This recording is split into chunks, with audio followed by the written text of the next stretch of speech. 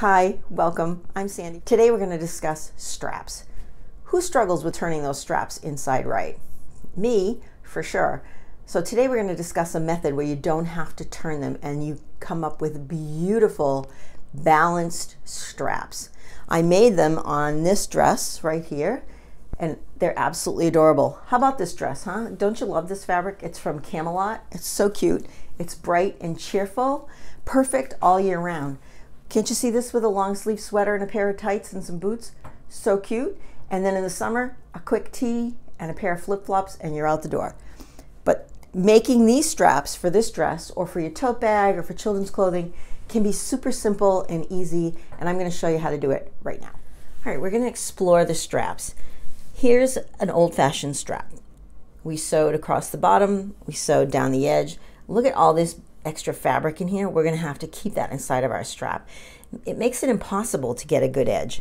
So we turn this inside right and we end up with this strap right here. And if you see this corner, you're never going to get that corner perfect. No matter how many times you stick your scissors up there or a skewer, you're going to end up with this rounded corner. And it just doesn't look professional. This side's beautiful. You have only 2 layers of fabric, so it lays nice and flat.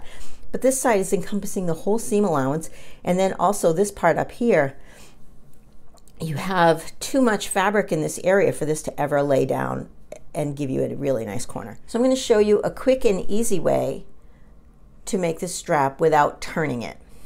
For a finished edge on your strap, you're going to fold down your seam allowance, 3/8 of an inch, 5/8 of an inch, and press that in place. And then you're going to press the strip all the way down, wrong sides together. So you're going to end up with this all nice and pressed. This has been pressed, and then you can see that I have this ridge here from where I pressed the wrong sides together. What I'm going to do now is encase my seams. So I'm going to fold the raw edges into that pressed marker in the center of my strap. All the way down. Let's talk about pins. We're going to fold it down and pin it to the ironing board. These pins go right into the ironing board, which is great. They don't have to go in far, just far enough to hold it. These are glass head pins. They're perfect for running your steamer over. They're thin, they have a really nice shaft. They're actually one of the better pins for dressmaking.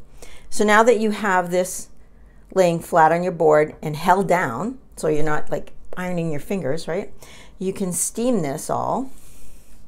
So you have a nice crease along those seams. So you can see now that I've steamed them, and now I can refold it along my original crease line, and there's my strap. It's absolutely beautiful. This finished edge is gorgeous. It's nice and square. All of the raw edges are encased inside. All I have to do is top stitch it. And now here's my finished piece, all top stitched. Look at how nice and flat and even that is. Beautiful square corners, flat and even all the way down. It makes a perfect strap. I hope you give this a try. I hope you enjoyed this tutorial on straps. This method is so much quicker than the old-fashioned method, and I think you'll be very happy when you give it a try. So on your next project, I hope you get to try it, and until next time, this is bye.